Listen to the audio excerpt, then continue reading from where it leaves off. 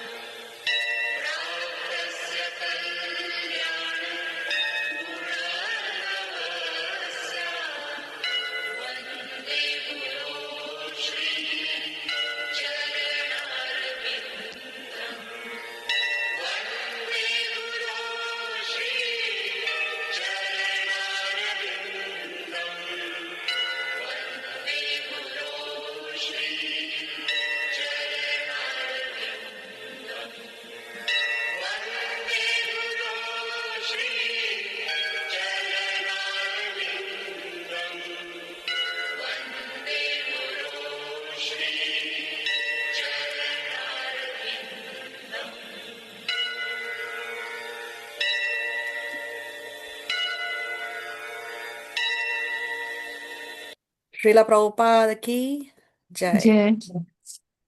Om Ajnanatimirandasya Jnananjana Shalakaya Chakshurunmilitam Yena Tasmai Shri Gurave Namaha. Nama Om Vishnu Padaya Krishna Prestaya Bhutale Srimate Bhaktivedanta Swamin Iti Namine. Namaste Saraswate Deve Gauravani Pracharine Nirvishesha Shunyavadi Paschatya Deshatarine. Shri Chaitanya Manobhishtam Sthapitam Yena Bhutale Swayam Rupa Kadamahyam Tadati Swa Padantikam Vandeham Shri Guru Shri Yuta Padakamalam Shri Gurun Vaishnavamscha Shri Rupam Sagrajatam Sahagana Raghunatanvitam Tam Sajivam Sadvaitam Savadutam Parijana Sahitam Krishna Chaitanya Devam Shri Radha Krishna Padan Sahagana Lalita Shri Vishakhanvitamscha. Hey Krishna, Karuna Sindhu, Dina Bandhu Jagatpate, Gopesha Gopika Kanta, Radha Kanta Namostute. Tapta Kanchana Gaurangi, Radhe Vrindavaneshwari, Vrishabhanu Sute Devi, Pranamami Hari Priye. Vancha kalpa taruvyascha, kripa sindhuvya evacha, patitanam pavanebhyo, vaishnavebhyo namo namaha. Jai Shri Krishna Chaitanya, Prabhu Nityananda, Shri Advaita Gadadhar, Shrivasati, Gaura Bhakta Vrinda. Hare Krishna, Krishna Krishna, Hare Hare, Hare Rama, Rama Rama, Hare Hare. Om Namo Bhagavate Vasudevaya. Om Namo Bhagavate Bhagavate Vasudevaya. Vasudevaya. Om Namo Bhagavate Vasudevaya. Om Om Namo Namo Bhagavate Bhagavate Vasudevaya. Vasudevaya. Om Namo Bhagavate Vasudevaya. Om Om Namo Namo Bhagavate Bhagavate Vasudevaya. Vasudevaya. Okay, so we welcome all of you to our free online weekly Krishna book classes. We have with us here Auntie Neeta, Aja, Devina, Hari, Joli Nandwani, Kamala Nandini Mataji. We have Lavina Dadlani, NC Venkatchari, my husband is there. Then we have Ritu Lalwani, Shailesh Latkar, Shreya Kalaria. Good to have you back, Shreya. And then we have Suraj Kumar Gupta, who's joining us for the first time. Welcome. Then we have Swapna Latkar, Upasna, and we have Wendy. Okay. So what did we see in the previous class? Uddhava meeting the Gopis and Yes. Radharani conversing with the bumblebee. Yes, Srimati Radharani conversing with the bumblebee. So that conversation is called as? Brahmar Gita, Yes, no? Brahmara Gita. Yes, perfect. Very nice. So we saw Brahmara Gita. So right now, we left the previous chapter incomplete because of lack of time. So today, by the mercy of Sri Guru and Sri Krishna, we'll continue with that chapter and we will see what is the message that Krishna has sent for the gopis. No, so previously we saw how Uddhava meets the gopis, and there is a conversation between the gopis and Uddhava, and Srimati Radharani, she uh, gets distracted from that conversation, and then she is seeing a bee and she is addressing the bee as a messenger of Krishna. No, so we saw that conversation called as the Brahmara Gita. So now Uddhava is going to start delivering the message that Krishna has sent. Yeah, Shailesh, you have your hand raised. Just a question. Is it that Krishna has sent Uddhava to give a message to the gopis, or is it that he wants he wants Uddhava to learn something from the gopis? It's both. It's both because Krishna in one activity he can attain many goals. So he wants to teach Uddhava the lesson of prema, which we also saw in the previous class, no? Because Uddhava is very knowledgeable, but he did not learn one lesson from his guru, which is prema. No, so that lesson he's going to learn from the gopis, and also he wants to console the gopis and console the residents of Vrindavan, and also he wants to give a lesson to all the jnana yogis, which we will see later in the commentary of Srila Vishwanath Chakravarti Thakur. He wants to also give out a message, and he wants to also glorify the gopis because he wants to show the world how the love of the gopis is the topmost and how we should love Krishna just as how the gopis love Krishna. So these are the various goals that Krishna has. Okay. Yeah, Shailesh.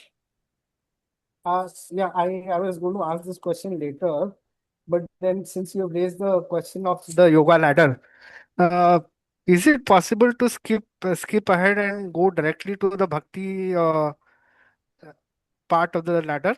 Yes, I it mean, is. It is most definitely possible, and that is what is recommended, and that is what is intelligence. But we will see to it today when we come to that slide. Okay. But yes, answering your question, yes. Okay.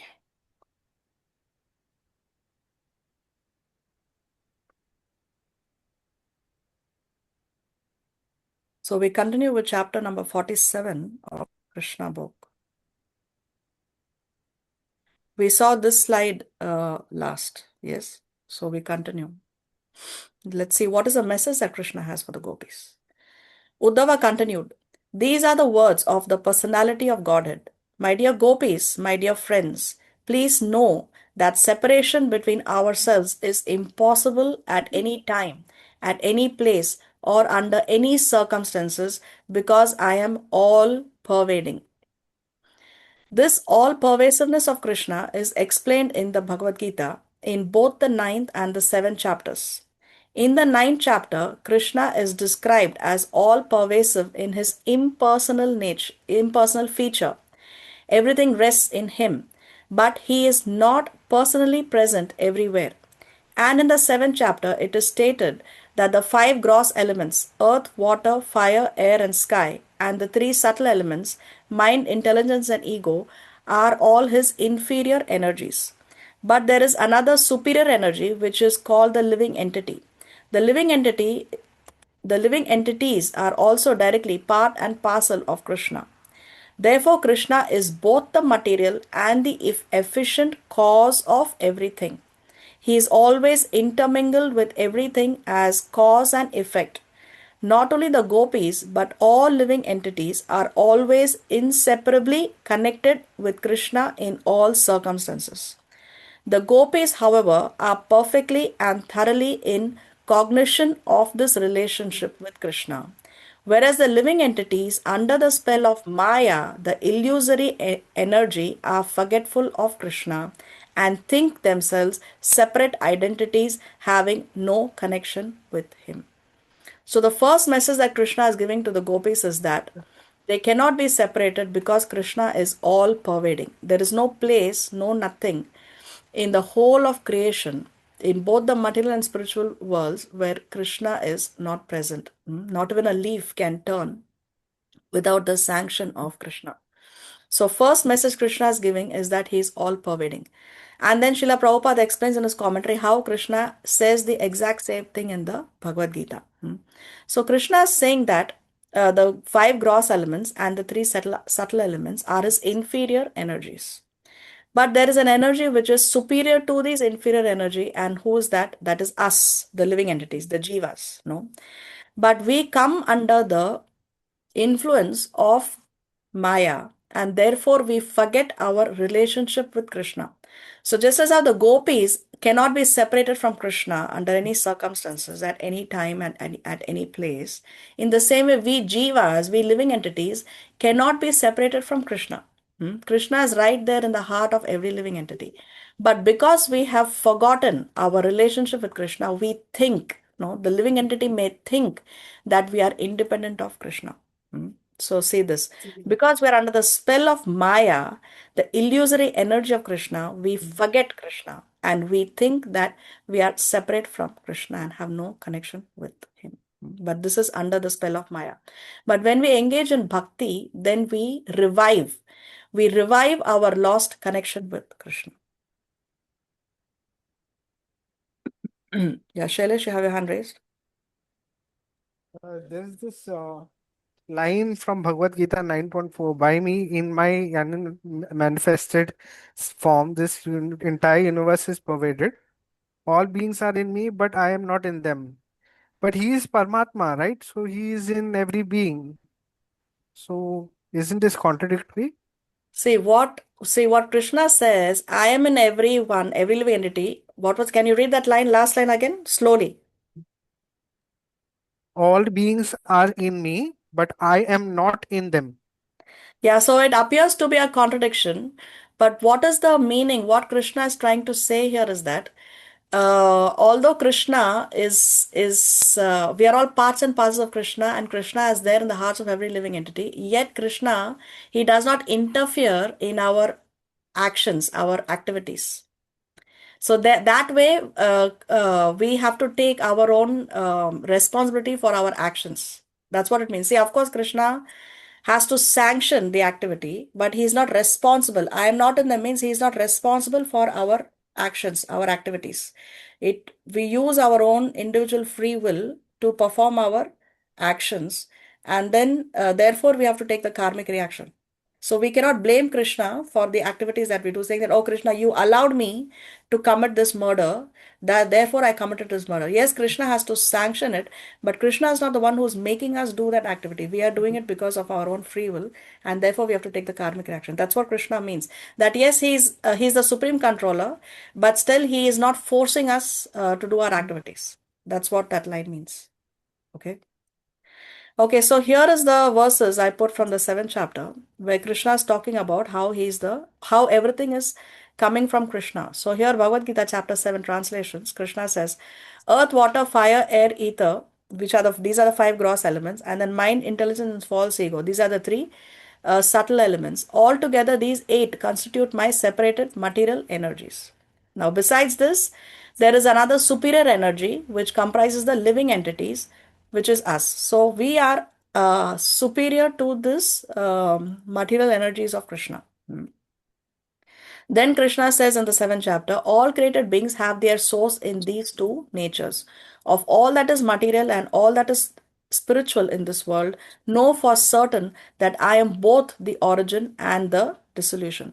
So everything comes from Krishna. Krishna is saying that I am both the origin and the dissolution. So yes, Brahma is the creator and Lord Shiva is the destroyer, but they are the secondary creators and destroyers. Everything originally is coming from Krishna. Krishna says in chapter 7.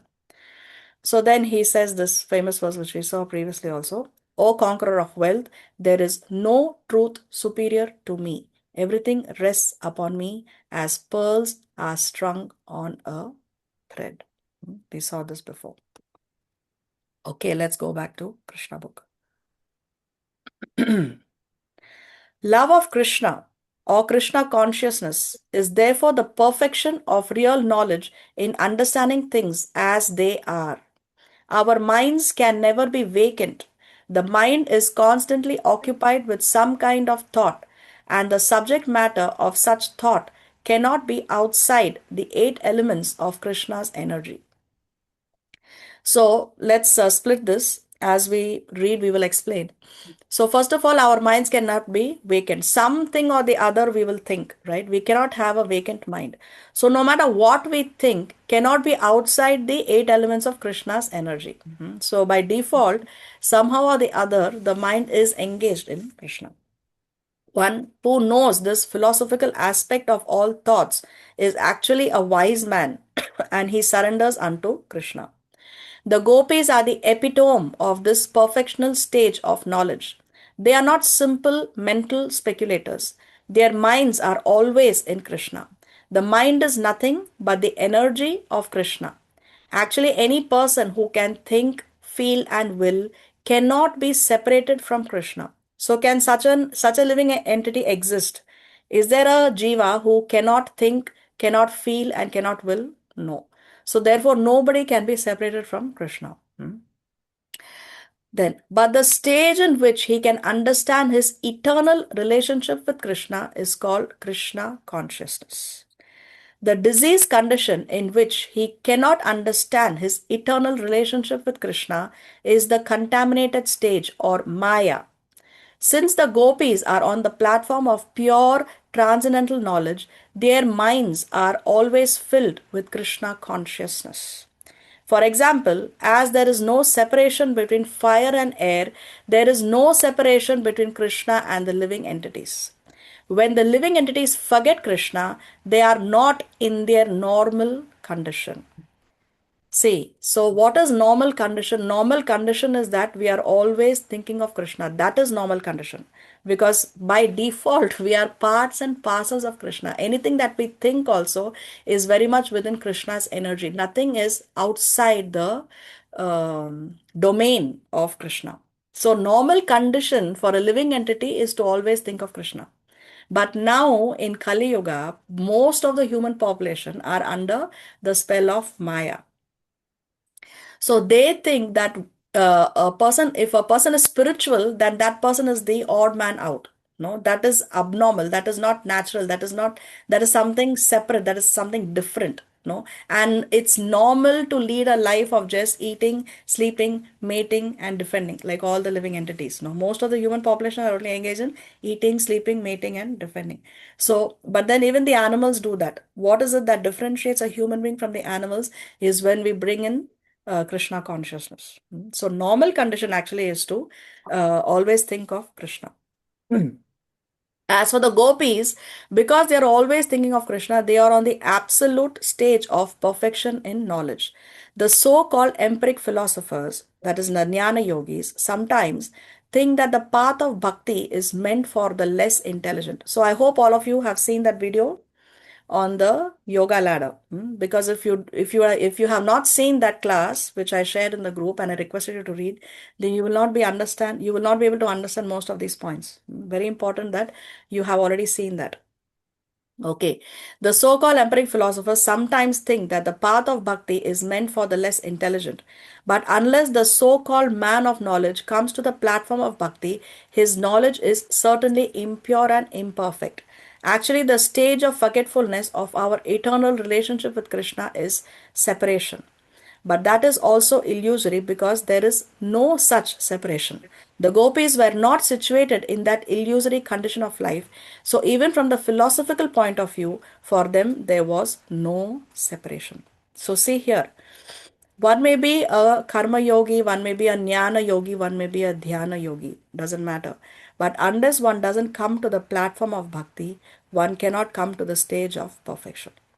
So, Krishna says this several times in the Bhagavad Gita. If you want to know me, if you want to come to me, if you want to realize me, if you want to attain me, then bhakti, bhakti, bhakti. There is no other way. There is no other way. So the empiric philosophers think that bhakti is meant for the less intelligent. So sometimes the jnanis, the jnana yogis, they think that a bhakta is fanatical. No, he's being fanatic. And see, there is this pastime of Lord Chaitanya Mahaprabhu in the Chaitanya Charitamrita. The he was see at the time of Chaitanya Mahaprabhu, there were a lot of Mayavad philosophers. And when Chaitanya Mahaprabhu he took initiation and he was chanting the holy name, he was leading Harinam Sankirtan on the streets wherever he traveled. And always he had many of his followers, and he was touching the hearts of many people, and many of them were joining him in Harinam Sankirtan. And the Mayavad philosophers would say that who is this? He's fanatic. Why is he just chanting the holy name? He should dedicate his life in studying the Shastras. Yes, it's good. We have to study the Shastras. But the goal of reading and studying the Shastras is what ultimately we have to develop love of God. Srila Prabhupada said that I'm writing all these books just to convince you to chant Hare Krishna. So, coming back, without bhakti, you cannot attain perfection. And how do you start the bhakti process? You can start bhakti process, doesn't matter where you are, how old you are, whether you're man or woman, rich or poor, Indian or American, and you're a 5-year old or you're 80 years old, doesn't matter. You can start the bhakti process simply by chanting the holy name. Hare Krishna, Krishna Krishna, Hare Hare, Hare Rama, Rama Rama, Hare Hare. If you can chant this mantra every day, a fixed number of times, then you have already started off in the Bhakti Yoga process. It's very, very simple. Very, very simple. Uddhava continued reading Krishna's message. Nothing is separate from me. The whole cosmic manifestation is resting on me and is not separate from me. Before the creation, I was existing. This is confirmed in the Vedic literature. Eko vai Narayana asen na Brahma neshanaha. Before creation, there was only Narayan. There was no Brahma and no Shiva. The whole cosmic manifestation is manipulated by the three modes of material nature, which is the mode of goodness, passion, and ignorance. It is said that Brahma, the incarnation of the quality of passion, created this universe. But Brahma is the secondary creator. The original creator is Narayan. This is confirmed by Shankaracharya. Narayana Paro Vyaktat. Narayana is transcendental beyond this cosmic creation. In this way, nothing within this cosmic manifestation is separate from Krishna, although Krishna's original form is not visible in everything. See, this is the verse in the Bhagavad Gita, chapter 10, where Krishna says, Aham sarvasya prabhavo, mata sarvam pravartate, iti matva bhajante mam, buddha bhava samanvitaha. I am the source of all spiritual and material worlds. Everything emanates from me. The wise who perfectly know this engage in my devotional service and worship me with all their hearts.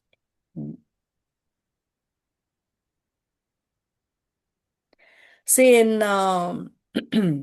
spiritual life, there is a concept called as Sambandha, Abhideya, and Prayojana. So, what is Sambandha? Sambandha means, first of all, we have to establish what is my relationship with God. Who am I? Who is God? And what is my relationship with God? That is Sambandha. Then comes Abhideya. Abhideya means, okay, now that I know what is my Sambandha, now that I know what is my relationship with God, what is it that I'm going to do? Abhideya means, what do I have to do now? And now, because I'm going to do something, I'm going to get something in return, and that is Prayojana. So, Prayojana is the result that I get by doing Abhideya. So, Sambandha, Abhideya, Prayojana. What is my relationship with God? And now that I know my relationship with God, what is it that I have to do? And because I'm doing something, then I get some result. So here Krishna is establishing Sambandha. He's saying, I am the source of all spiritual and material worlds. Everything emanates from me. So that includes even us, no? So we are all parts and parcels of Krishna. So this is my relationship with Krishna, that I have an eternal relationship with Krishna. He is my master, no? Because I have come from him. So he is my master. So this is Sambandha. So Abhideya means what? Now Krishna is saying, the wise who perfectly know this engage in my devotional service. So we are engaging in devotional service. That is Abhideya. What are we going to do? We are engaging in bhakti. Bhakti means devotional service. And because we are engaging in devotional service, then what are we going to get? No, we are worshipping Krishna with all our hearts.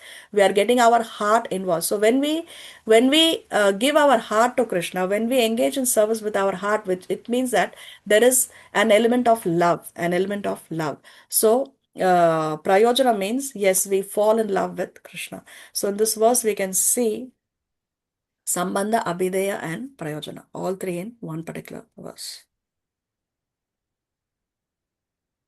Okay, so I would request you as homework for your own self-study to click on this link. It will take you to the Veda base.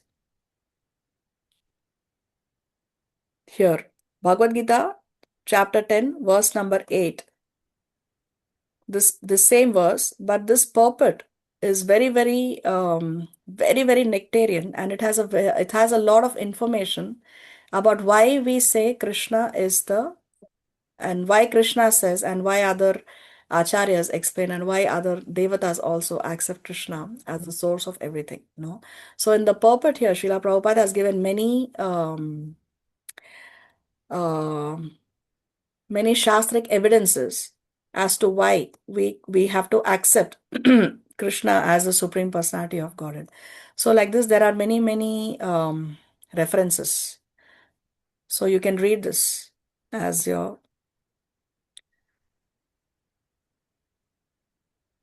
self-study. Okay. Mataji, so that means this link, you will put it up in the chat group, right? Yes, I'll put it up in the chat. It's also there in this file, PDF file, but I'll also share it as a separate link in the chat group.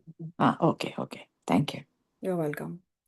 See, and we saw here how Krishna said that he is the source of everything, no? Mata sarvam parvattate. Everything emanates from me. So here Krishna himself is speaking in the Bhagavad Gita. But we have to understand that Krishna not only talks, he also walks the talk. Because there are many bogus people, especially in Kali Yuga, who say the same as Krishna, that I am God. I am the source of everything. Everything comes from me. They claim like that, no? But so one should not misunderstand and think that they are also God. No, there is a difference. Krishna said that he is God, but he also proved that he is God by showing his universal form. Anybody who says that he is God should also be able to show the universal form just as how Krishna did. And Krishna didn't show the universal form just once, but several times. So we have seen this before. And this also I'm going to leave as homework if you want to read the text directly from the Shastra. So this is one time when Krishna had milk from Mother Yashoda's breast, and then when he yawned, no, that time Mother Yashoda saw. What did she see? Mother Yashoda saw in his mouth the whole sky, the higher planetary system, and the earth, the luminaries in all directions, the sun, the moon, fire, air, the seas, islands, mountains, rivers, forests, and all kinds of living entities, moving and non-moving. So this is once when Krishna showed the universal form to Mother Yashoda. Then another time, very famous pastime, when Krishna ate dirt and Mother Yashoda, and he said, no, I have not eaten dirt. Mother Yashoda said, open your mouth, I want to check. So that time, again, she saw the universal form. What did she see? She saw within his mouth all moving and non-moving entities, outer space and all directions, along with mountains, islands, oceans, the surface of the earth, the blowing wind, fire, the moon and the stars. She saw the planetary systems, water, light, air, sky and creation by transformation of ahankara. She also saw the senses, the mind, the sense perception and three qualities, goodness, passion and ignorance. She saw the time allotted for the living entities. She saw natural instinct and the reactions of karma, and she saw desires and different varieties of bodies, moving and non-moving. Seeing all these aspects of the cosmic manifestations along with herself and Vrindavan Dham, she became doubtful and fearful of her son's nature. So, see, Krishna is within the universe, but still the universe is within Krishna. How to understand? We cannot understand. This is called achintya, inconceivable. We cannot understand. Krishna is within the universe, but still the universe is within Krishna. And Mother Yashoda, she saw all this, and she even saw herself in that form. She saw the whole of Vrindavan Dham when Krishna opened his mouth. But it's not that Krishna willingly wanted to show the universal form to Mother Yashoda, no, because Krishna is not interested in showing his universal form in Vrindavan. It just so happened that he had to open his mouth and Mother Yashoda saw all this within Krishna's mouth. Neither has Krishna expanded his form here in Vrindavan. He's in the same child form. But there's one time when Krishna wanted to show his universal form and he expanded his body. When was that? Kurukshetra, on Kurukshetra. During the Kurukshetra war? Before the Kurukshetra war? Where? Which No, when place? he went as He a had peace gone messenger. as a Yes, messenger from the Pandava side. exactly. When he went as a peace messenger in Hastinapur, in the court of Dhritarashtra, no, because Duryodhan wanted his guards. He ordered his guards to go and capture Krishna. That time, Krishna willingly expanded himself, and this form is much more larger and much more than what we think it is. So, if you read the Mahabharata, there is a description of this. See here, Duryodhan could take it no more. He jumped up and pointed at Krishna. Seize him now. At once his soldiers began running into the hall from all its entrances. With swords and bows at the ready, they closed in on Krishna. Krishna laughed, and as he did, his body suddenly flashed like lightning. He began to grow in size, and various gods issued from him. Brahma sprang from his forehead, and Shiva from his chest. The Lokapala sat on his arms, and Agni appeared from his mouth. Then Indra and the Maruts appeared along with a host of Gandharvas, Yakshas, and Rakshasas. From his two eyes came Balaram and Arjuna, who stood on his left and right sides. Behind him stood Yudhishthira, Bhim and the twins, and behind them were the Vrishnis and the Andakas headed by Pradyumna. Krishna's mace, discus, and club weapons appeared, blazing brilliantly. His spores emanated light, sparks, and clouds of smoke. The sight was too frightening. Almost everyone in the assembly closed their eyes. Only Bhishma, Drona, Vidura, and Sanjaya were able to look upon Krishna as he manifested his universal form. The rishis also gazed upon him, folding their palms and offering prayers. The sky resounded with celestial drums and flowers showered from the heavens into the hall. Sanjaya described the event to Dhritarashtra, who said, "O Krishna, you are ever doing good for the world. Therefore it is right that you should bless me with the eyes to see your form. O best of the Yadavas, I pray for the sight to see you." "O Kuru leader, let your eyes have sight," Krishna replied, and immediately Dhritarashtra could see him standing within the great hall. He also saw numerous gods approaching Krishna and worshipping him with Vedic mantras. Outside the hall, a fierce wind blew. Huge waves moved over the ocean, and thunderclaps reverberated in the sky. The earth trembled. The hall was in a tumult. Krishna withdrew his mystical form and again assumed a two-armed form. Taking permission from the rishis, he left the hall holding the hands of Satyaki and Kritavarma. The rishis, headed by Narada, rose from their seats and vanished, their minds astonished. Dhritarashtra again became blind and he sat in silent amazement. So, this is the time when Krishna wanted to show and he expanded his body such that everybody was so astonished. No, even the earth started to tremble. Then, famous incident when Krishna showed the universal form to Arjuna on the battlefield of Kurukshetra. So, in this battlefield of Kurukshetra, when Krishna showed the universal form to Arjuna, upon Arjuna's request, it is described that Arjuna was not able to see the sky at all. This universal form covered everything that Arjuna could see. Any direction he would turn his head, he was only seeing the universal form. And this is very nicely described in the Bhagavad Gita from different views. No? First of all, Krishna, he himself describes the universal form to give a sneak peek to Arjuna, preparing Arjuna as to what he is going to see. So first Krishna himself describes the universal form. This is here in chapter 11 of the Bhagavad Gita, 5, 6 and 7. Krishna's description of the universal form before he shows it to Arjuna. And then you will see in 11, 12 and 13, Sanjaya describing the universal form, because Sanjaya is describing what he is seeing to Dhritarashtra. So then you see Sanjay's description of the universal form, and then you will see Arjuna himself describing what he is seeing. So I put all these verses here. You can read this as homework.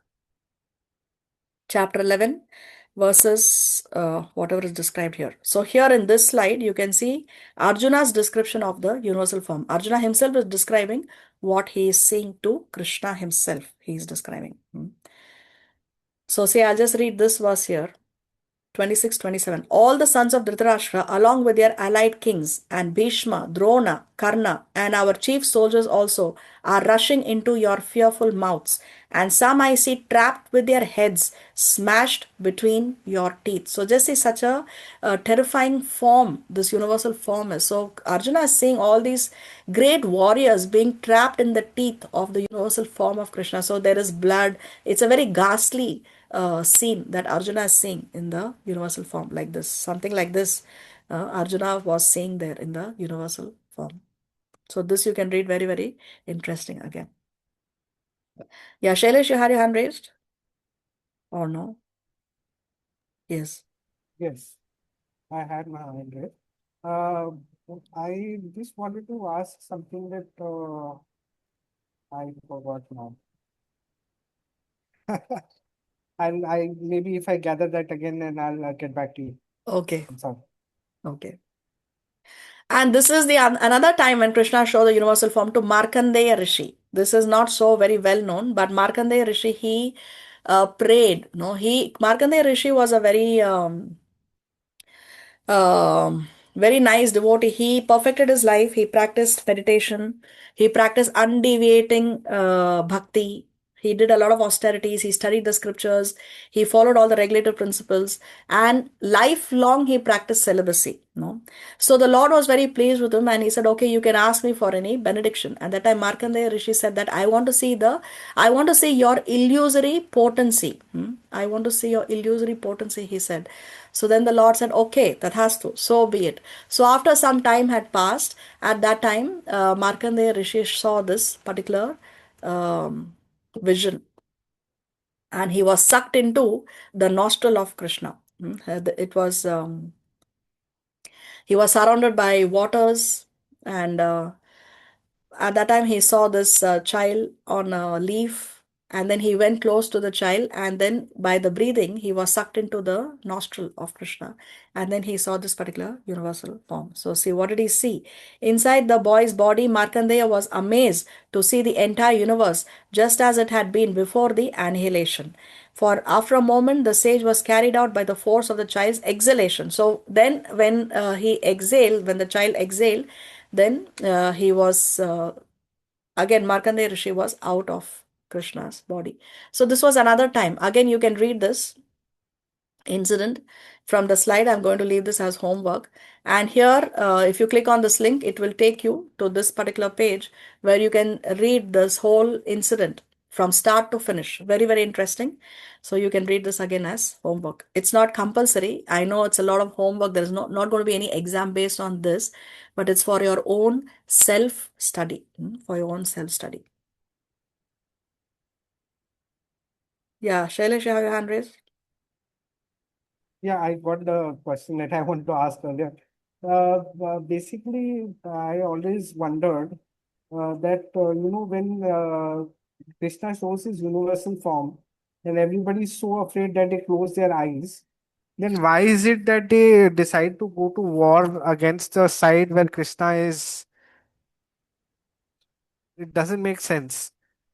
Exactly, it If doesn't I'm make sense. That's why demons are called less intelligent. See, Dhritarashtra was, it's just like this. See, doesn't every smoker knows smoking kills?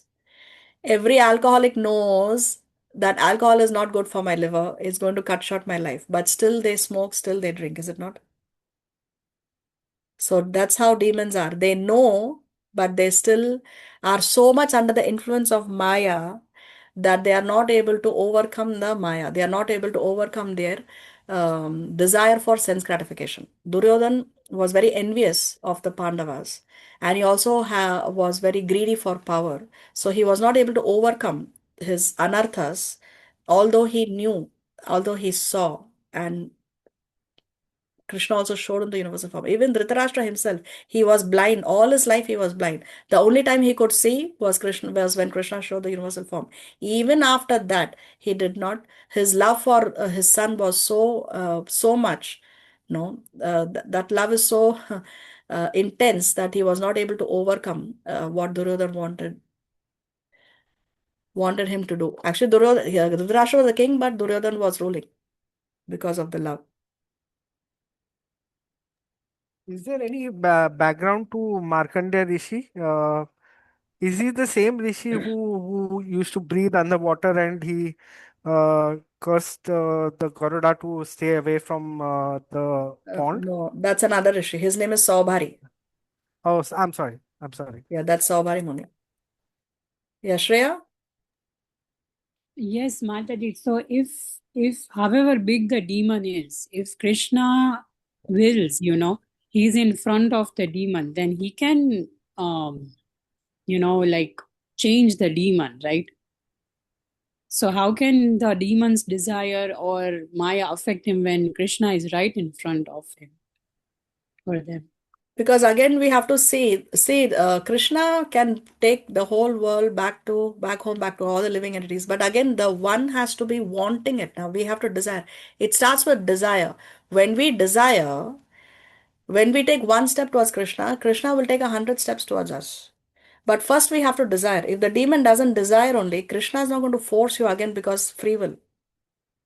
So first of all, the demon has to desire some element, at least some small streak of bhakti, some small streak of desire should be there. Then Krishna will take 100 steps towards you. Okay.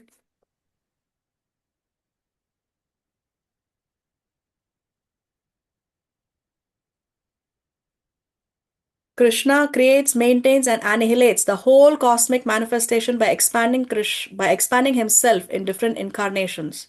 Everything is Krishna and everything depends on Krishna, but he is not perceived in the material energy and therefore it is called Maya or illusion. In the spiritual energy, however, Krishna is perceived at every step in all circumstances. This perfectional stage of understanding is represented by the Gopis. See, when we take to bhakti, then we can perceive Krishna. Krishna reciprocates. We can feel the presence of Krishna. We can feel the protection of Krishna. We can feel Krishna's presence in our lives. So, as we advance more and more, then more and more we can perceive the presence of Krishna in our lives.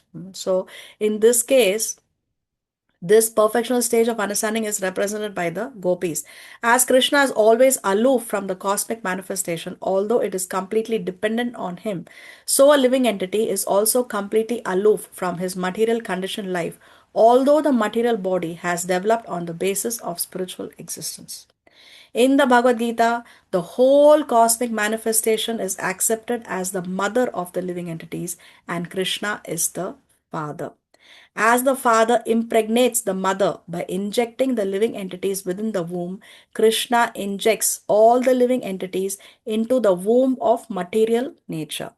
They come out in different bodies according to their different fruitive activities. But in all circumstances, the living entities aloof from this material conditioned life. So the jiva, the soul, the spirit soul is completely spiritual. Although we have a material body that grows old, that has a disease, that has to go through birth and death, the soul is completely spiritual. The soul doesn't have to undergo birth, death, disease, and old age. The soul never grows old. The soul never dies. So this is what is being here. The living being explained here. The living entity is aloof from this material conditioned life. So Krishna, he says in the Bhagavad Gita that he is the seed giving father. Krishna says, Aham bija pradaha pita. Pita means father, bija means seed. So Krishna says, Aham means I.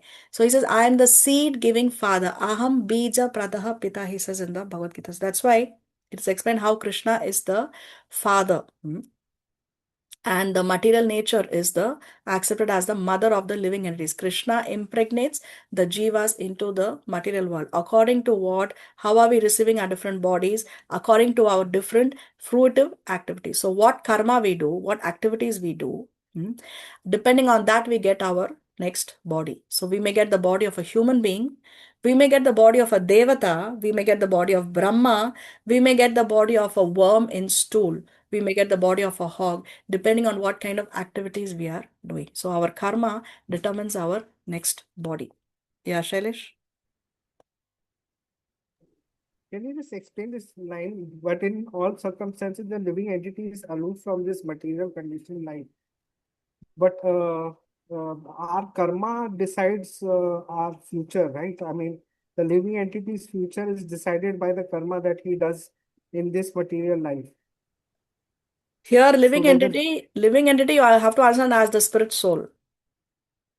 The spirit soul has a body, but the spirit soul is aloof from the material conditioned life in the sense that the soul does not go through the material conditioned life, in the sense that the soul doesn't go through birth, death, disease, and old age. It is the body that is going through birth, death, disease, and old age. So the soul is different from the body. You have to always make the distinction. I am not this body, I am spirit soul. I am different from the body. So when death occurs, the spirit soul takes another body. The soul has not died, the body has died, the soul takes another body. That's what that line means. Yeah, Lavina? Just now you said that seed and what you said? Krishna says, I am the Father. seed giving father. Aham bija pradaha pita. Okay. And Krishna, because see, just as how the father impregnates the mother, right? So Krishna is Yeah. the father and he's impregnating material nature with the jivas. Okay. Then so Krishna is the seed giver, that you mean to Yes, say. yes. And father is seed. Oh, See, what you no, said? Some bija means seed yeah. and father is pita. So Krishna says, Aham bija pradaha pita. I am the seed giving father. So Give. Krishna is the Okay. father and Okay. he's impregnating. So the Mm. seed is the living entities, Krishna is the Uh-huh. father, and material nature is the mother. That's the comparison. Okay. Thank you. Thank you. You're welcome. If we simply study our own bodies, we can understand how a living entity is always aloof from this bodily engagement. Every action of the body takes place by the interactions of the three modes of material nature. We can see at every moment many changes taking place in our bodies, but the spirit soul is aloof from all changes. So we can see our body is becoming old, right? The hair is turning white, we have gray hair, we have wrinkles in our skin. So, but the soul is not going through any changes. The soul always remains the same. So again, let's read this line again. We can understand how a living entity is always aloof from the bodily engagement. So the living entity, the spirit soul, is aloof from the material body. We always make the distinction. I am not this body. I am spirit soul. That's the first lesson in spiritual life. That's the first lesson Arjuna gets in the Bhagavad Gita from Krishna. You are not the body, you are spirit soul. You are not what you see in the mirror. That's not you. That's not you. Mataji, does the soul has form? No. Soul, Individual soul. soul has a form, yes. Soul is actually described as a spark. It's like a spark. It's a spark in the core of the heart. And yes, it has a form. It is a spark also. Has a form also.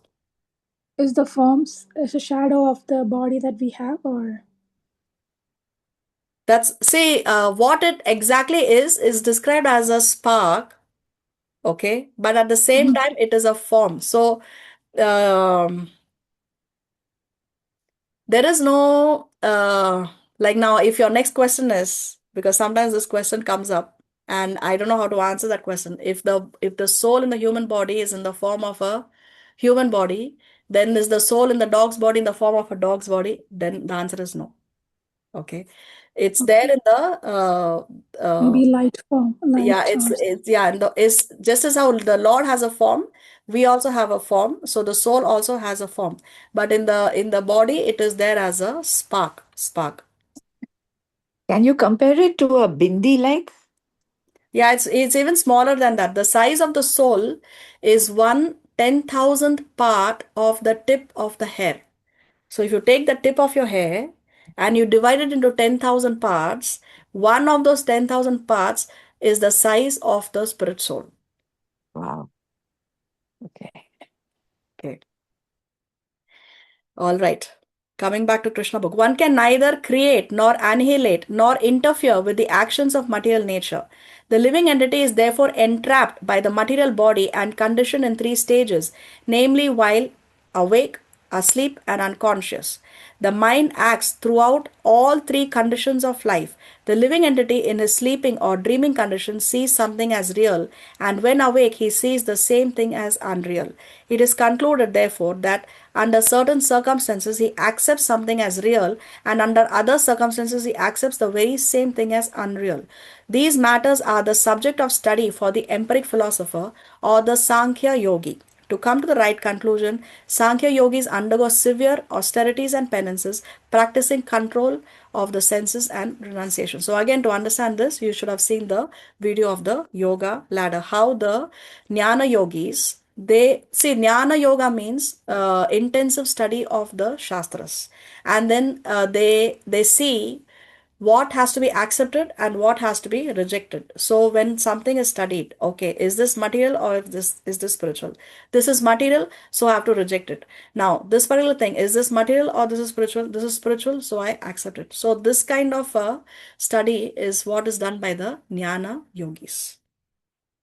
And then of course they undergo a lot of penances, a lot of tapasya, and they practice control of the senses and renunciation. So what is this photo representing here? This photo represents here how the living entity is entrapped in the material nature. So this parrot here represents the living entity, represents the soul, and this cage is the body. Okay, and here this lady, she's cleaning the cage, and she's very happy to see that the cage is very bright, very shining, very clean, no, but she has forgotten to feed the bird in the cage. So this bird is dying because she has not fed the bird. So this is what is called as the cage polishing civilization. That means we focus so much on the body, no, but we forget to focus on the spirit soul.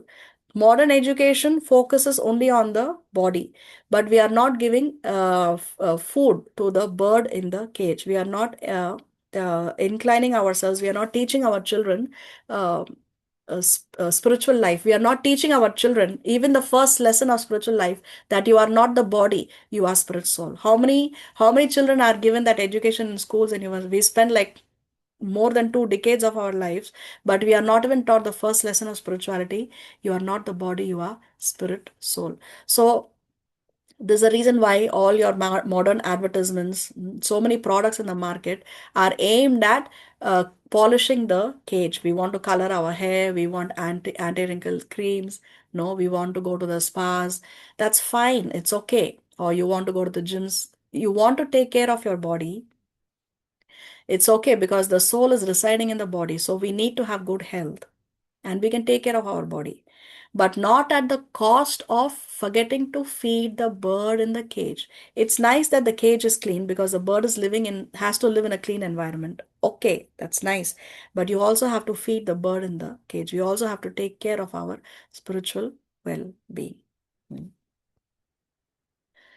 All these different ways of determining the ultimate goal of life are compared to rivers, and Krishna is compared to the ocean. As the rivers flow down toward the ocean, all attempts for knowledge flow toward Krishna. After many, many births of endeavor, when one actually comes to Krishna, he attains the perfectional stage. Krishna says in the Bhagavad Gita, Klesho adiktaras tesham avyakta sakta chetasam. All are pursuing the path of realizing me, but those who have adopted courses without any bhakti find their endeavor very troublesome. Krishna cannot be understood unless one comes to the point of bhakti.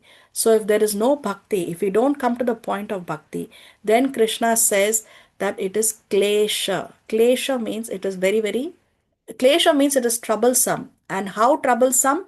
Adhikataras. It's very, very troublesome, Krishna says. So, bhakti, bhakti, bhakti. There is no other way. So, there are 9 items of bhakti. Shravanam, Kirtanam, Vishnu Smaranam, Pada Sevanam, Archanam, Vandanam, Dasyam, Sakhyam, Atma Nivedanam. Hearing, chanting, remembering, serving the lotus feet, worshipping, offering prayers, becoming the servant of the Lord, becoming the Lord's friend, and surrendering everything to Krishna. So, out of this, the 2 most important are hearing and chanting, Shravanam and Kirtanam, which is exactly what we are doing right now. No, we are hearing and we are chanting. When we chant the Hare Krishna mantra, is exactly what we are doing. We are chanting and we are hearing. This is why our acharyas explain that we should chant loud enough. At least we should be able to hear our own voice, because when we chant loud, then we hear the sound vibration, and when the sound vibration enters our ears, it enters our consciousness as well. And plus, we are also benefiting anybody who's hearing us chanting. Always there are living entities around us. We may not be able to see them. There are always flies, mosquitoes, ants, insects. So they are all benefiting by our chanting. Therefore, we chant out loud. So bhakti begins by hearing and chanting, Shravanam and Kirtanam, chanting the holy name. See, this is the verse from 12th chapter. Krishna says, for those whose minds are attached to the unmanifested, impersonal feature of the Supreme, advancement is very troublesome. To make progress in that discipline is always difficult for those who are embodied. Embodied means one who has a material body. So if one is attached to the unmanifested, impersonal feature of the Lord, which means Krishna here is talking about the impersonalist. Impersonalist means those who believe that God does not have a form, that God does not is God is not a person. Not impersonal means God is not a person. They believe that God is formless, God is only a light, or God is only an energy. So for such people, Krishna says advancement is very, very troublesome. Let's read this again now. For those whose minds are attached to the unmanifested, impersonal feature of the Supreme, advancement is very troublesome. Avyakta. Avyakta means unmanifested form of the Lord, which means impersonal. God is not a person. They believe like that. To make progress in that discipline is always difficult, Krishna says, for those who are embodied. Say here we see this person is engaged. He is meditating on the impersonal form of the Lord. So what happens? Because he is engaged in silent meditation, the mind is wandering. No, when we see, the thing is, different yugas have different ways for perfecting our lives. So silent meditation was practiced in the Satya Yuga. At that time, there were not so many disturbances around us. No, right now, even if you sit to meditate, there will be some sound vibration around you, and immediately the meditation will break. So in the Satya Yuga, it was possible for one to engage in silent meditation. But in Kali Yuga, silent meditation is not the recommended process for that yuga. This is called as Yuga Dharma. Every yuga has its dharma, has its way to realize God. So, Satya in Kali Yuga, the recommended process according to our Shastras is Harinam Sankirtan, is the loud chanting of the Hare Krishna Mahamantra, for the reasons that I just mentioned. No, it enters our consciousness and we benefit others as well. So, what happens here is, because our minds are very much agitated in Kali Yuga, because of our habits and so many other things, because the mind is so agitated, even if you sit for silent meditation, within 2 minutes you will have 2 million thoughts. Your mind will be thinking of other things. Therefore, Krishna is saying that advancement for such people is very, very troublesome. Is very, very troublesome.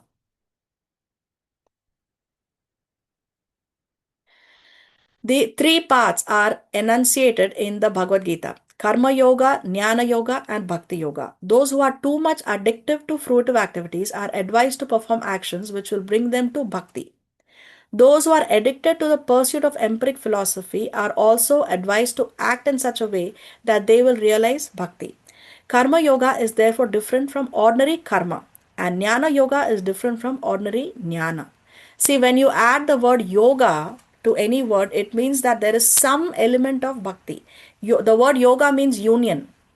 So there is some desire to unite with the Lord. There is some desire to be to have Krishna in our lives. So some element of bhakti is there, but more dominance is our attachment to our karma. So karma yoga means there is some element of bhakti, but there is major element of our attachment to our activities. That is karma yoga. So karma means there is no element of bhakti, but karma yoga means there is some element of bhakti. Same thing with jnana yoga. Ultimately, as stated by the Lord in the Bhagavad Gita, Bhaktya Mam Abhijanati. Only through execution of devotional service can one understand Krishna. The perfectional stage of devotional service was achieved by the Gopis because they did not care to know anything but Krishna. It is confirmed in the Vedas. Kasmin u Bhagavo Vijñate Sarvam Idam Vijñatam Bhavatiti. This means that simply by knowing Krishna, one automatically acquires all other knowledge. So see this yoga ladder, which is also there in that recording.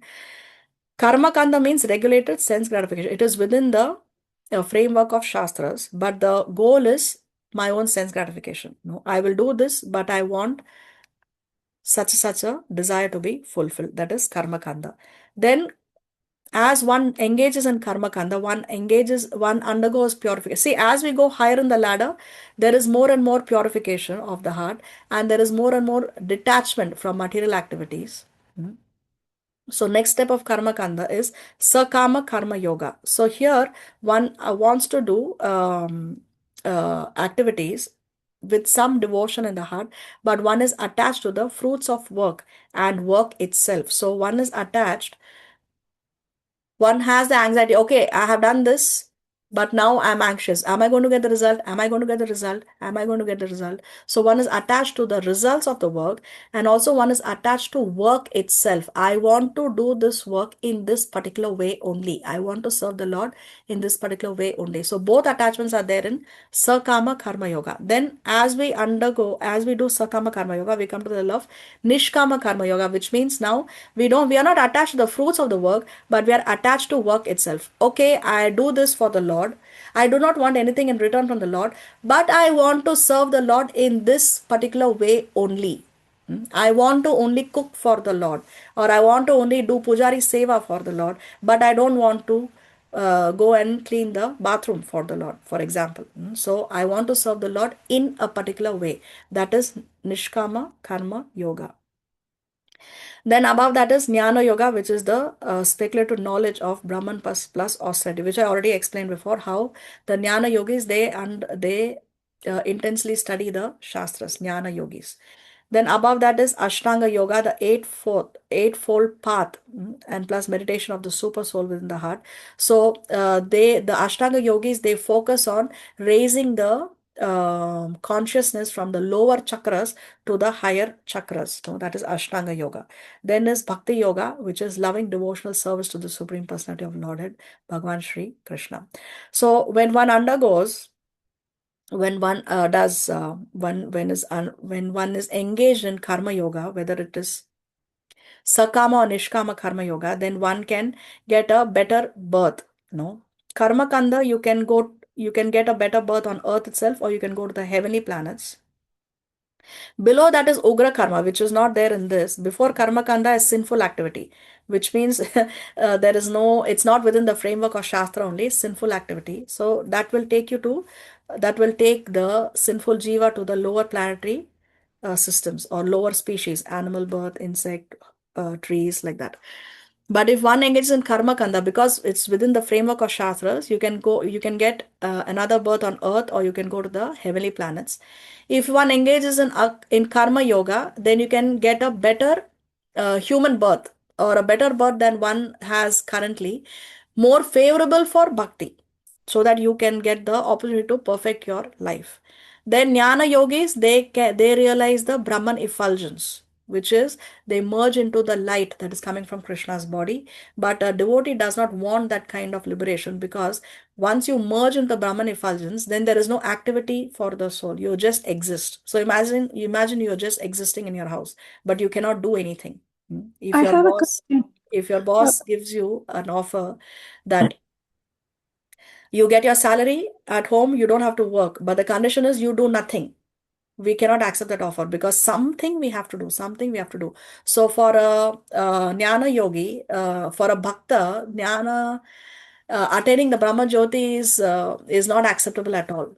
He would prefer to come back to the earth and engage in devotional service. So jnana yogi only exists in the Brahman effulgence. Because he exists there and there is no activity, definitely he is going to fall back into this material plane. Then higher than that is dhyana yoga. They realize the Paramatma feature of the Lord. In the Srimad Bhagavatam, you can see Narada Muni in his previous lifetime. He was the son of a maid servant, and his mother also passed away. And both his parents passed away, and he was a small little child. He was all alone. So he engaged in this Dhyana Yoga process, and he saw the Paramatma. The Paramatma was manifest to him. Right now, Paramatma is there in our hearts, but is not manifest to us. But if one engages in this Dhyana Yoga process, then the Paramatma will be manifest. So when Narada Muni saw this Paramatma, then he was hankering because the form is manifest for some time and then disappears. And then that form is so beautiful, so stunning that one is hankering to see that form of the Lord more. So then Narada Muni is told that you will not see that form again. Now you engage in Bhakti Yoga, and then which he does, and that's how he became the great sage Narada Muni. No, so a dhyana yogi, he then hankers to see that form again, and that takes him to the level of bhakti yoga. So this is the yoga ladder in short. Yeah, Aja, you were saying something. Yes, sorry to interrupt you, Mataji. No problem. I actually remembered when you talked about Brahmana Fulch. When I was reading the homework you gave, I was just following that video. I had this question in my mind. I know that in Brahman effulgence, everything is still there. But what about the bliss? Do we still have bliss there? There is peace. No bliss.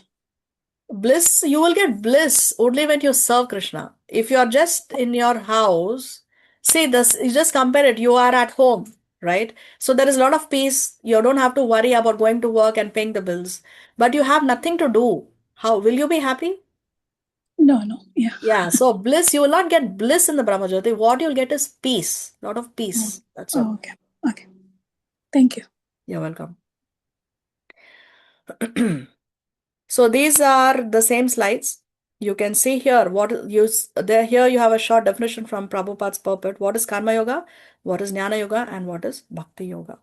And here I put the sinful life. Before Karma Kanda, sinful life, not following any regular principles, living like an animal with unrestricted sense enjoyment. That is animal life. So here you have the who follows Jnana Yoga are the Brahmavadis or the impersonalists. Those who follow Ashtanga Yoga are the Paramatmavadis or the meditators. And then Bhakti Yogis are the devotees. So let's see. Who can tell me what this picture says? This was there in the video, the homework video. But who can tell me? Yeah, when a mother hold the kid, it will not fall down. But the monkey, that baby is taking the effort to hold mom, so it can fall down. Yes, so yes, correct, exactly. So here the kitten is more secure. Although the kitten is not holding on to the mother is holding on to the kitten, right? So here this baby is more secure than this baby monkey because the baby monkey is holding on to the mother on its own strength, right? The mother is not going to drop the child. But here this baby monkey is holding on its own strength to the mother. So this baby monkey can fall. So who is a bhakti yogi here? Kitten.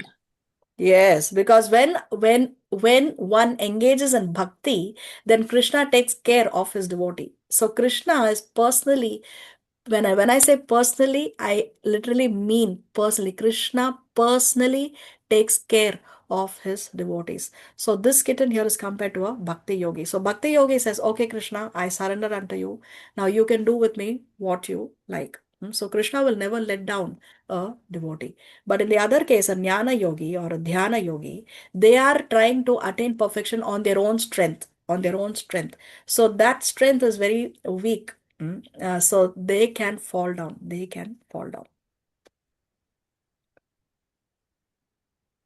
So here coming to Shailesh's question, which he asked in the beginning of the class, can we take to Bhakti Yoga without having to go through the other process in the yoga ladder? Yes.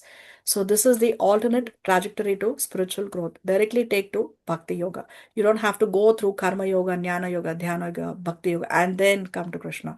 No, immediately you take to Bhakti Yoga. As soon as you start chanting the holy name every single day, a fixed number of times, and as you go, you increase your rounds, then immediately you're on the platform of Bhakti Yoga, and immediately you are under Krishna's protection. Immediately you are under Krishna's protection. So there are, see here, this verse in the Chaitanya Charitamrita. Because a devotee of Lord Krishna is desireless, he is peaceful. Fruitive workers desire material enjoyment. Jnanis desire liberation. Yogis desire material opulence. Therefore, they are all lusty and cannot be peaceful. So, fruitive worker, he desires material enjoyment. So I do this, but I want something in return. So he's attached to material enjoyment, right? The karma yogis desire material enjoyment. Jnanis desire liberation. The jnanis, they want, okay, I want freedom from birth and death. I want peace. I don't want to be in the cycle of birth and death. Okay, so they attain liberation, but they are stuck in the Brahma Jyoti, and then they get bored and then they fall down. Yogis, they desire material opulence because when one engages in Ashtanga Yoga, then as he is focusing on raising the chakras, the from the lower to the, I mean, as he's trying to raise his consciousness from the lower chakras to the higher chakras, what he gets as a side benefit is he develops mystic powers. Mystic powers means they develop some extraordinary powers which are not to be found in ordinary living entities. For example, they can walk on water, they can transport themselves from one place to another place, they can shrink themselves in size, they can expand themselves in size. So, like that, there are many mystic powers that they develop. And sometimes when you see such actor, even today, there are people who can do such things, and people think that they are God. They are not God, they are yogis who have developed these mystic powers. But what happens is they get distracted by these mystic powers, they start to get followers and they start to get money by these mystic powers, then they are distracted from their goal of attaining Paramatma. No? So this is one disadvantage of the dhyana yoga process. So they desire material opulence, and therefore they are all lusty and cannot be peaceful. But a devotee of Krishna is desireless. He only wants to please Krishna. No, I want nothing, but I want that Krishna should be pleased. So therefore that person is peaceful. Chaitanya Mahaprabhu is instructing this to Sri Rupa Goswami in the Chaitanya Charitamrita. See here, there is another yoga ladder called progressive yoga ladder. Here, by engaging in karma yoga, one can reach bhakti yoga without having to go through the process of jnana yoga, dhyana yoga. Just karma yoga, just by doing your duties in the mood of detachment, then slowly, as we are getting detached, then slowly we come to the level of loving Krishna. No? So as we go higher and higher, as we do our duties, then we develop detachment gradually, until we come to the level of complete detachment from sense gratification and complete attachment to Krishna. So through the karma yoga, we can reach bhakti. It is a shorter cut. But there is an express elevator. What is the express elevator? From animalistic life, if we can surrender and associate with pure devotees, immediately we will be put on the platform of bhakti. Because the devotees will teach you to engage in sadhana. Chant your 16 rounds, follow the 4 regulatory principles, no meat eating, no intoxication, no illicit sex, no gambling. So immediately when we associate with pure devotees, immediately we are put on the platform of bhakti. So this is the express elevator. Express elevator. If I want to climb a 100-floor building, I would definitely prefer taking the lift. No, I don't want to take the staircase. You can go up by the staircase also, by the other yoga process also, but it is going to take you a few more million lifetimes. But Bhakti Yoga can take you back home, back to Godhead at the end of this lifetime itself. So therefore, devotee association can immediately elevate you to the spiritual world.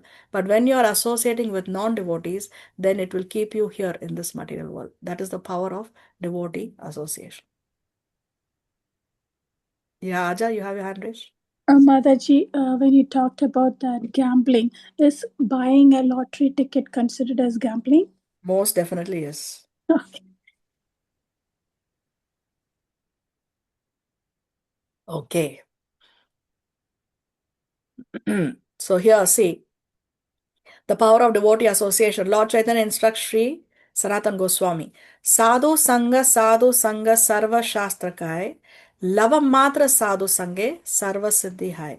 The verdict of all revealed scriptures is that by even a moment's association with a pure devotee, one can attain all success. Lava matra means 1/11th of a second. Lava means 1/11th of a second. So if you get the association of a pure devotee, even for 1/11th of a second, one can attain all success. That is the power of devotee association.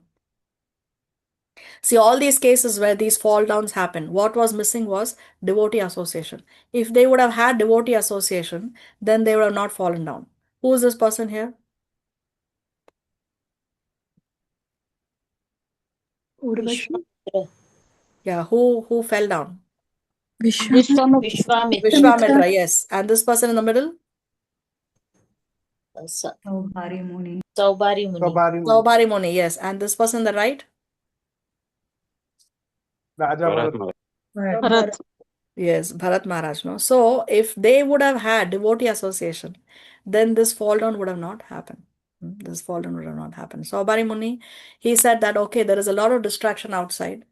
So I'm going to go under the water and meditate.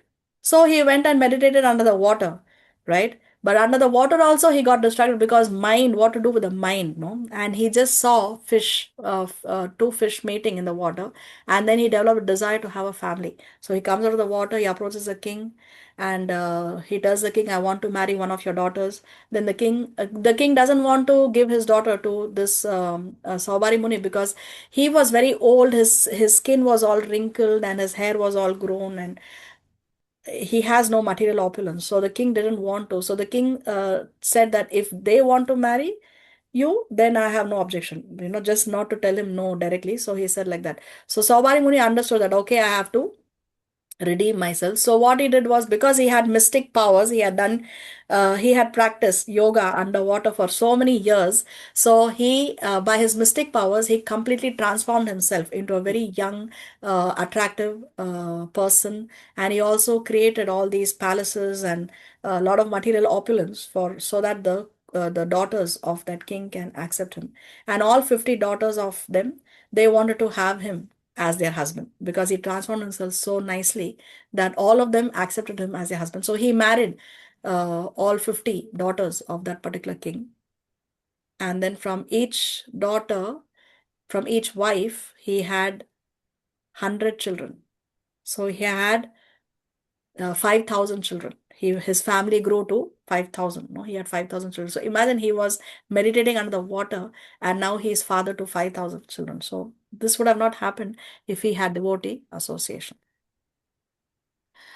Okay, so we'll stop here. This slide you have already seen in the video. So I would recommend that you see the video if you have not seen it. Okay.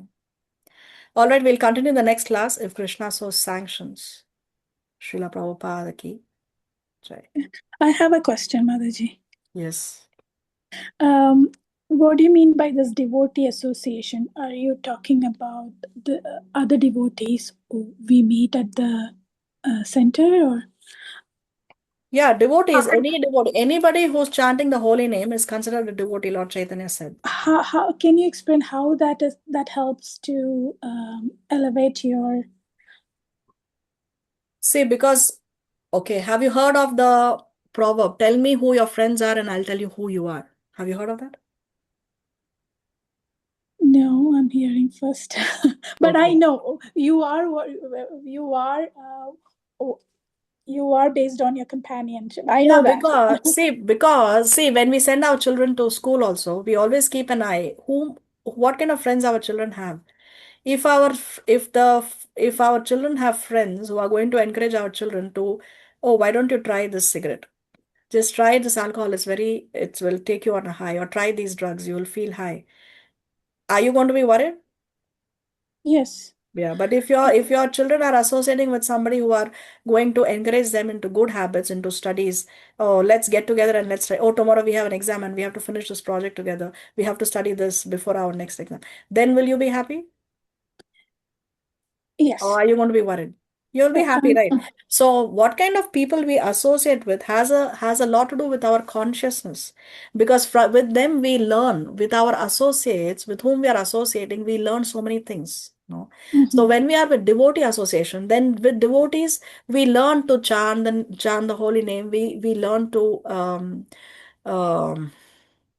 stay away from sinful activities. If we go wrong, then we have a friend who is a devotee.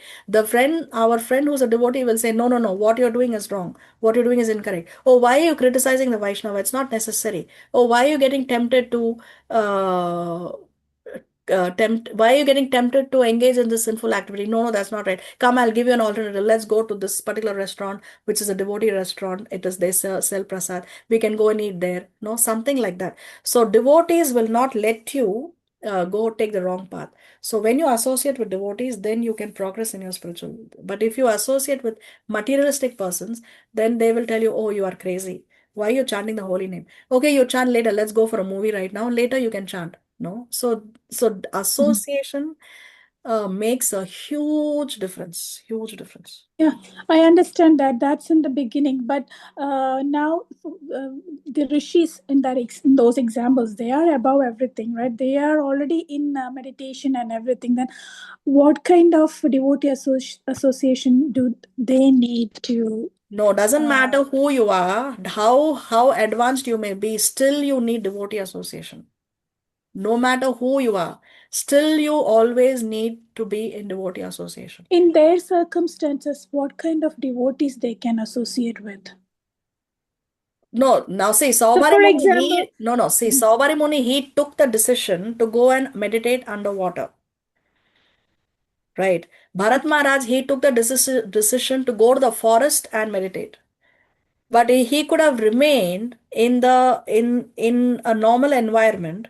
But if he was with devotees, surrounded by devotees, then he would have not fallen down. They would have not fallen down.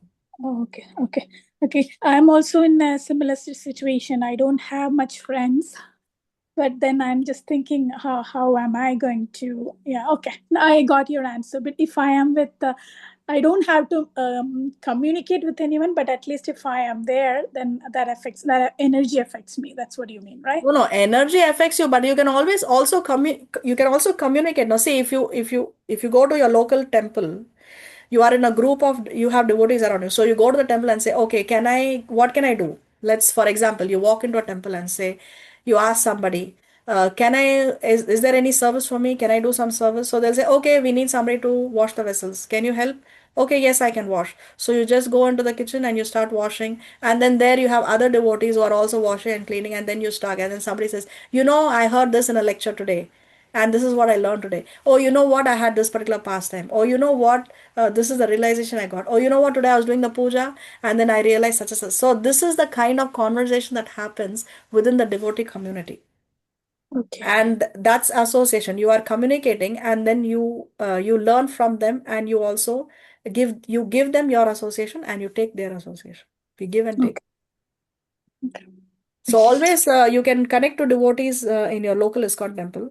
If you have a temple nearby, you can make it a habit to go there, maybe in, I don't know, depending on your time availability, every day or once a week or something like that. And you can engage in some fixed seva. Like, okay, every Wednesday I will come to the temple and I will help to iron the clothes, for example. Something like that. Something like that. Okay. Okay, Mataji, I have a small question. Yes. The three modes of material nature, they constantly keep on changing throughout the day? Yeah, see, it's whatever we do and feel and the time of the day, it's a combination of different modes. Okay, we cannot say that every single day I'm in the mode of goodness. No, sometimes I may be in the mode of goodness, sometimes in the mode of passion, but largely speaking, there are different times where one mode is more prominent. Hmm? For example, from 10 a.m. to 6 p.m., the mode of passion is more prominent in the atmosphere. 10 to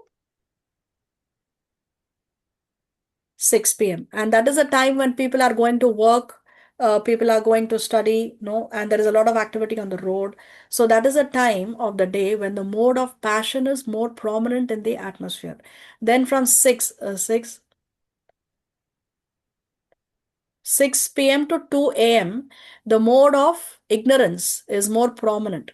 That's the time when most of the crimes also take place. That's the time when people are drunk and there are so many more accidents, right? So that is a time when the mode of ignorance is more prominent. And from 2 a.m. to 10 a.m., the mode of goodness is more prominent. That is a time when everybody is peaceful. That is a time which is best for meditation also. And that is a time when we chant our rounds, we can finish our 16 rounds very quickly, for example.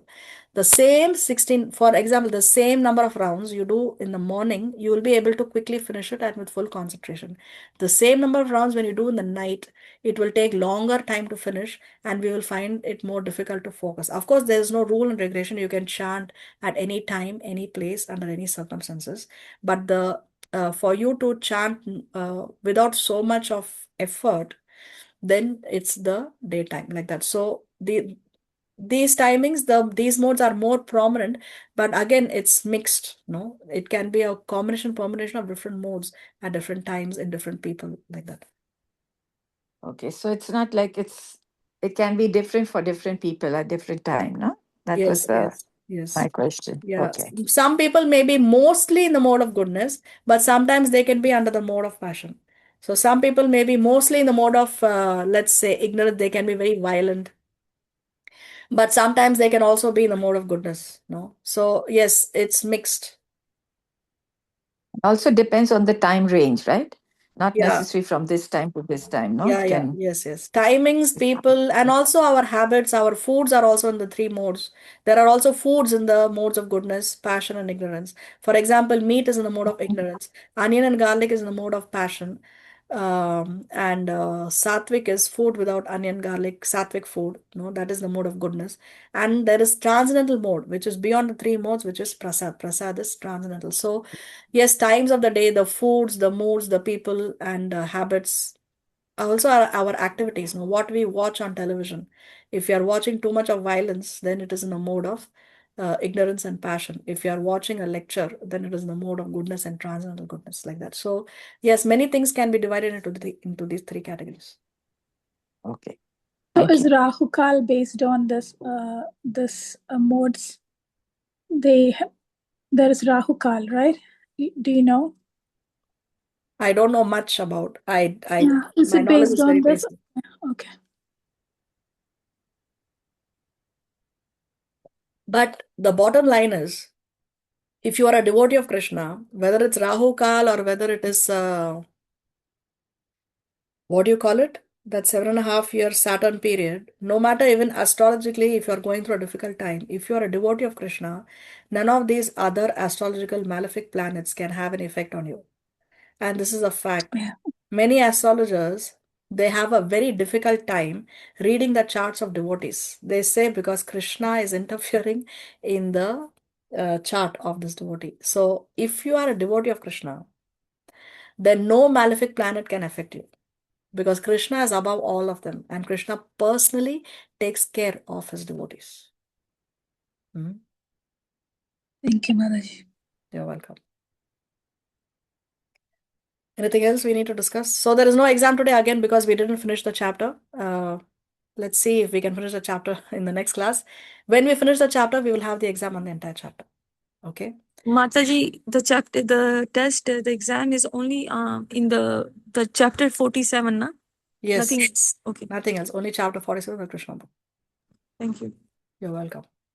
Mataji, can I ask you one question? Yes. So you just said that, all our Rahu and all this stuff, when Krishna interferes, he takes care of us. But does that mean or matter what stage of devotee you are? That should. Yes, because the more you advance in Krishna consciousness, the more Krishna reciprocates. If one is only a borderline devotee, then even Krishna's reciprocation will be borderline. But if one wants to go beyond being a borderline devotee and one wants to advance more and more in spiritual life, then Krishna is going to take more and more steps. He's going to reciprocate more and more with you. And Krishna's steps are not small steps like our steps. Vamana Dev, with one step, he covered the entire earthly planet. With one step, he covered everything. So Krishna's steps are much bigger than our steps. So, but we have to take our steps to advance. Yes, it is in Thank you. proportion. Thank Yeah, you, Hare Priyaka? Krishna. Hare Krishna Mataji, Dandavat Pranam. I have actually one question.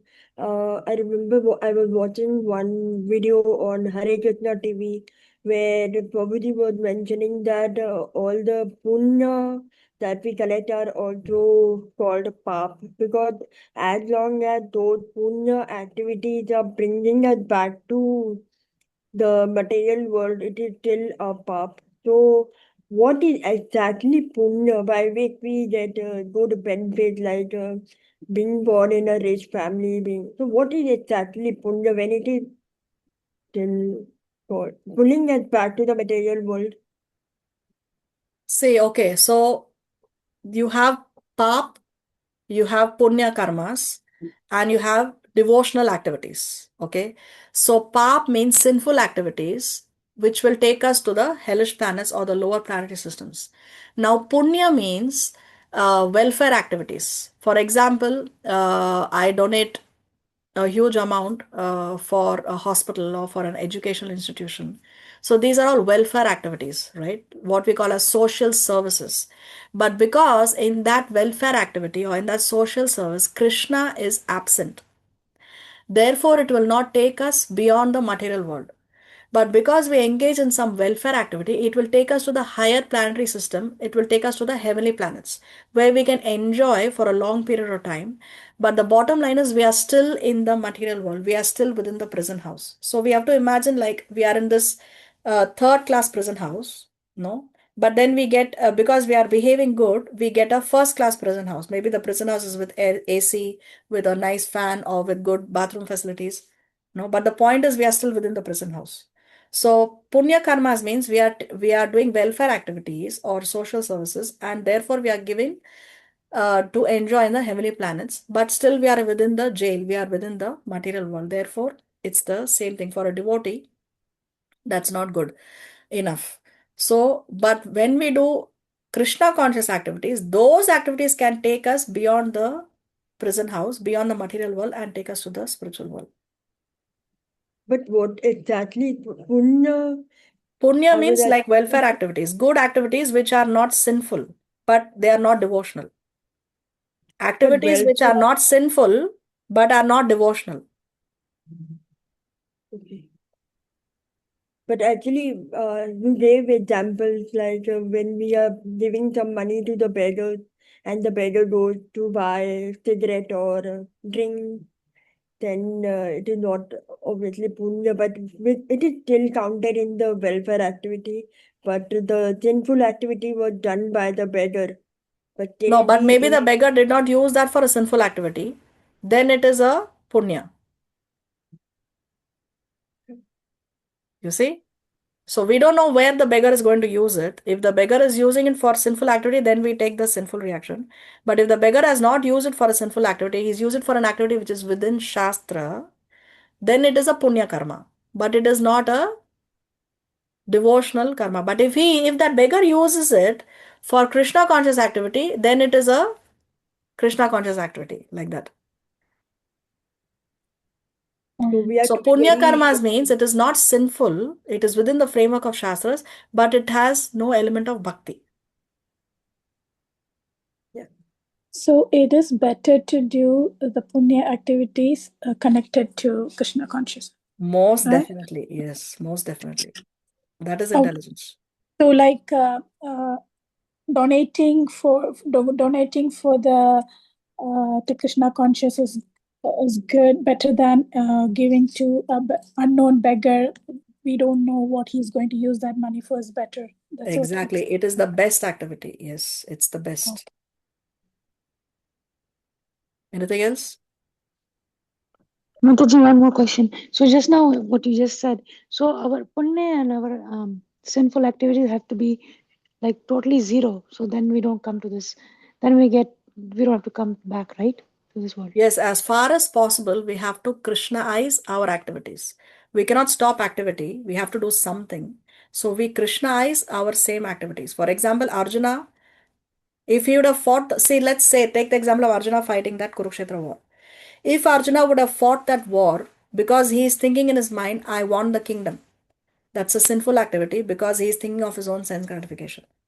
Now, if he fought the war thinking that I am a Kshatriya, it is my duty, so I have to fight. So now it is within the framework of Shastra, it is Punya activity. But because he eventually fought the war because Krishna told him to fight the war and he wants to please Krishna, he wants to follow Krishna's instructions, therefore that is a Krishna conscious activity. Activity is the same, but the mentality is different. So we perform our daily activities, but with a different mentality. We go to sleep thinking that I have to take care of my body. I have to take proper rest. Why? Because I want to use the body in the service of Krishna. I eat, but I eat only prasad. So it is a Krishna conscious activity, right?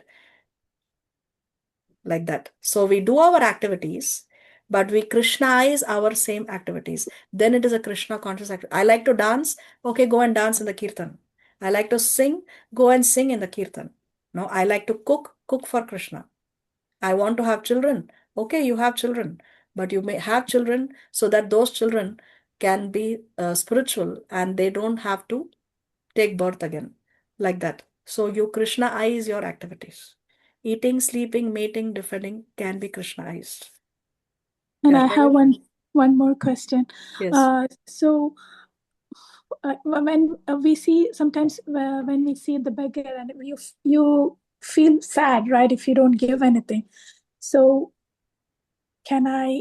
what do we do in that situation? Just give the same amount at the Krishna, So just a if you part. see a beggar and you're feeling compassion in your heart for that beggar, if you are in a position, if you have something with you, you can give him some prasad. If you have some fruit with you or something, you can give him that fruit prasad. If you have nothing with you and you want him to get benefited, you're feeling bad, then what I do normally is I chant the Hare Krishna mantra how many ever times I can, and in my mind, I dedicate it to the spiritual well-being of that particular person. That's what Oh, I do.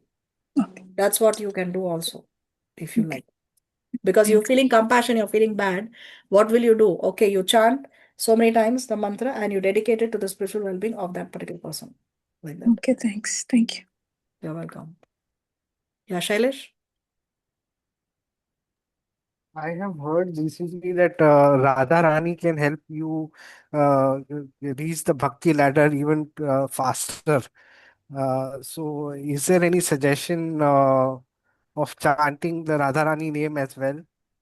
When you Uh, chant the Hare Krishna mantra, you're also chanting the name of Srimati Radharani because Hare in the Maha Mantra refers to Srimati Radharani. So when we say Hare Krishna, we are saying Radha Krishna.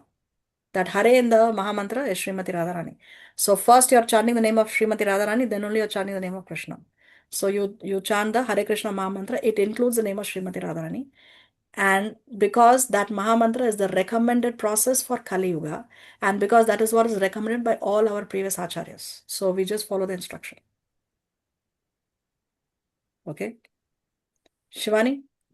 Mataji, when you were explaining that all our activities, punya or pap, just dedicate everything you do all entire day to Krishna. So how does that work for someone who doesn't have a guru, who is not initiated? Because that is very important it is said. So just if you are in Krishna consciousness but you're not under the guidance of a guru, will that still applicable to you? Still apply to you or not? Yes, why not? Because if you are following the process of chanting the holy name, slowly, slowly, slowly, the detachment happens. Slowly, slowly, slowly, the attachment happens. But eventually, yes, one has to accept a guru. Eventually, that should be, see it. When you are chanting itself right away, you're on the path of Krishna consciousness. But it's not a one day thing. It's not something, it's a process, right? You begin and it goes on and on, day after day after day after day after day. And in your heart, you have the desire, I want a guru. Krishna will send you a guru if you are sincere. When Krishna wants, who can come in the middle? Nobody can. But for that, we have to have the sincere desire and pray to Krishna. Every single day, pray. When you are doing your japa, pray to Krishna. Oh, my dear Lord Krishna, please send me a bona fide spiritual master. Krishna can make mission impossible, mission unstoppable. Thank you, Mataji. Hare Krishna. Hare Krishna. Anything else? Mataji, you mentioned some of the homeworks that we have to read from some of the verses and the purport number and everything. That will be shared with us. Yes, when I share the PDF in the group, you have those links because they're all links. You can click on the link and it'll open up and you can read it. But even otherwise, separately also, I will share the links in the group. As well as the half video that was recorded and spoken today for the class. Will you share that as well? Yes. Today. Okay, thank you very much. Yes. Anything else? Okay, then see you all next week if Krishna so sanctions, and let's see if we can finish up the chapter. This chapter has a lot of nectarian points. Actually, I mean, you can do a whole month this chapter. It's very, very nectarian, very, very important points. So let's give it the time that is required. No, let's not rush. Yeah, Shreya? Yes, no, I just wanted when you were talking about, how Krishna can flip things, for you. I just wanted to share one experience from when I went to Vrindavan recently. So I wanted to go to Radha Raman temple, because I was really attracted to Radha Raman deity. So somehow, things weren't aligned, and we went there in the afternoon when the darshan were closed, So I had this desire in my heart, like I didn't talk to anybody, but I wanted to have like Mangla or Shayan Darshan of Radharaman. Somehow, I'm always attracted to Mangla or Shayan Darshan, not a big fan of like, the Rajbhog one. So then darshan were closed and we were like, we will come back, because we were missing out on other places. So then somehow, he arranged that I could actually do the Shayan Darshan. And then when I was there, even the Aarti came. I didn't even expected, that I would be able to do the Aarti. I was just expecting that I'll just do the Shayan Darshan and leave. But the Aarti came and I could just stand there and like, just attend the Aarti. And I also got the Kulya Prasad, which is like really famous of Radha Raman somehow. So he just, Yes. yeah. Krishna is very mystical. He comes up with so many ways. We only have to desire it. We only have to desire. Krishna will do the rest. Yes, so nice. Thank you so much for sharing, Shreya. Okay. Anything else we need to discuss? All right then. So see you all next week if Krishna. So yeah, Priyanka.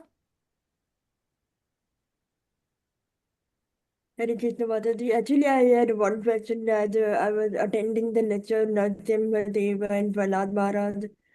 So I thought that what is the actual meaning of tolerance when on one hand we say that we should not tolerate injustice, but based on the eternal vision of the life of Prahlad Maharaj, we see that he was tolerating injustice.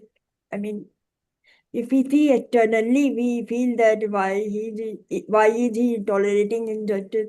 What is the actual meaning of tolerance? What should we tolerate? Yeah, very interesting question. I had asked the same question to one sannyasi. So he explained to me that when somebody offends you, you tolerate, right? But when somebody who's under your protection is being insulted and it's affecting that person. For example, you have a child or you have a student or you have a disciple. If that person is going through some kind of physical, verbal, mental, emotional abuse or any kind of injustice, then you don't tolerate, then you retaliate because that person is under your protection. No. So if, for example, the child is undergoing some kind of physical abuse by one of his classmates in the school, then you don't tolerate because your child is getting affected emotionally. So then you retaliate. You go, you complain, you file a case and stuff like that. But when you yourself are being insulted, then you tolerate thinking that, okay, so there is this very nice line which touches my heart. I heard from a lecture of His Holiness Bhakti Charu Swami Maharaj, and he was quoting another Acharya, and he said that what does it matter if the whole world may glorify you, but if Krishna is not pleased with you, then what is the use of that glorification? On the other hand, if the whole world insults you, criticizes you, but Krishna is pleased with you, then who cares for that criticism? A devotee thinks like that. No. So if Guru and Krishna are pleased and the whole world is against you, it does not matter. It does not matter. So when the injustice is on ourselves, then we tolerate because we know that Krishna is in control. But if somebody who's under our protection is going through some kind of injustice, then we have to retaliate. This is how we understand. Thank you so much, Mataji. You're welcome. Mataji, if possible, whenever you have time, could you share that video of Bhakti Charu Maharaj, His Holiness Bhakti Charu Oh, Maharaj, I don't please? have it now. I lost it. I saw it somewhere years ago. It just registered in my mind, but I tried searching for it again, but I was not able to find it. It was not a video. I read it. I read it in a text. It was a quote that I read somewhere. I don't know if it's in a video. I didn't see a video, but I read it in a text. But I went to search for the text again, but I was not able to find it. He also mentions the name of that Acharya. I think his name was Prabodhanandini. Something on those lines is the name of that Acharya he was quoting, but I was not able to find it. If I if I'm able to find it, I'll share. But for now, I don't have access to that. Okay, thank you so much. But thank you for sharing that, because that really helps when we are sometimes, if I speak about myself, when we are so down, we don't have any association or anything, you really feel like walking away and just giving up everything. Seriously. But it's so difficult. Then you talk to yourself and you say, Prabhupada ji said, give this one life to Krishna. Just one life. You have wasted so many lives. And you see where he takes you, and that really gives you encouragement when you're all alone. You don't have association. You can go to temple. You can do so many things, but you can just hang in there and keep on doing it, day after day after day after day. So that's a very motivation to hear from Yes. the gurus and the Goswamis. Yes. Thank you for sharing that. Hare Krishna. Hare Krishna. Okay, Jolie, are you here? Can you hear me? Yes, Mataji. Okay, so I want to answer two of your questions from previous classes. Previous class, you asked what was the time frame when Krishna was in Mathura, right? Yes, correct. Before he sent the messenger. So the Shastra doesn't give an exact time frame. It only says shortly afterwards or within a short period or later. So there is no definite time frame given in the Shastras. So the thing we know is that Krishna, when he came to Mathura, immediately he went to the Gurukul where he stayed for 64 days. After he came from the Gurukul, then shortly later he sent the messenger to Mathura, Uddhava. So we don't know how much time, but it's not years, probably some weeks or months. That's what Shastra says. Okay. So maybe he was like 11 and something with all this. Yeah, it appears so. Yeah, one can Maybe 12, calculate like that. maybe 12 or between 12 and 13, we could say. No, I don't think 13, but 11, 12. Yeah, maybe because it says shortly afterwards. So I don't think a year has passed. Okay, thank you, Mataji. Okay, and another question of yours was from us long back. You had asked, could there be any other reason for a woman not conceiving? You remember you asked me the question? Yes. Okay, so one reason, of course, there are many reasons because karma is very complex, but one reason which I remembered was sometimes the astrologers, when they see the birth chart, they say that this person has what is called as a Pitra Dosh. Pitra Dosh means the pujas and the ceremonies and the Vedic injunctions were not followed for the ancestors. So when a person passes away, there are certain ceremonies that are recommended in the Shastras to do. No, Pitradan we do. So that the ancestors, if they are in Pitra, see there's a planet called Pitra Loka, where our ancestors may go. And for the ancestors to get an upgrade, then these ceremonies have to be done. That's called Pitradan. So if that is not done, then our ancestors will be stuck in that Pitraloka, and there is suffering, and there is suffering. And because they are suffering and their descendants have not done that Pitradan, then they curse that you will not have descendants, because as descendants you have not done what you should have done for the ancestors. So they curse that you will not have descendants, and that is called as Pitra dosh in the birth chart. The astrologers will say, no. So there are cases where there was Pitra dosh in the chart, and then later the couple, they do the ceremony and then they conceive. So this is one of the reasons also. Okay, because I had heard that, see, everything over here in this world, we are all connected and we have karmas with each other. That's why we're together.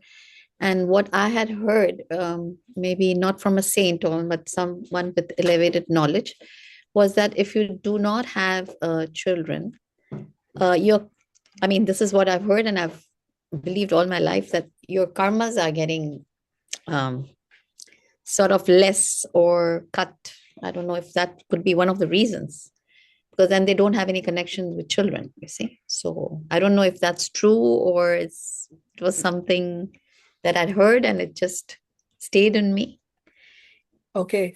So sometimes one may opt not to have children because one wants to focus on spiritual life. So there are people who do not want to get married and do not want to have children because they want to focus on spirituality. So they take to following brahmachari, they take to following celibacy all their life because they don't want to have children, because they want to focus on spiritual life.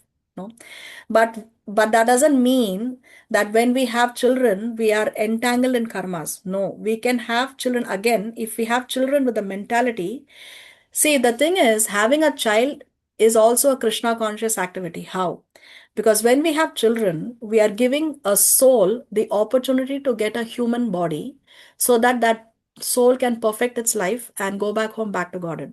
Because the human body is required for the soul to engage in bhakti. How else will a living entity who is stuck in the material world be able to attain the higher planets? You need the human body to do bhakti. So, when we have children and we train them in Krishna consciousness, then we are giving the soul an opportunity, first of all, to get a human birth. And then in that human birth, when we train them to take to spirituality and perfect their lives, then actually it's a Krishna conscious activity.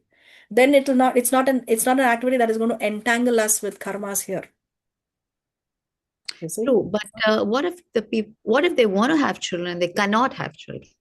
Oh, then again, the desire is there. They cannot have children. Then it's again some past karma which is blocking them from having their desire fulfilled, even though they may be medically fit. Again, one reason was, as I mentioned, the Pitra dosh, and there can be so many other reasons.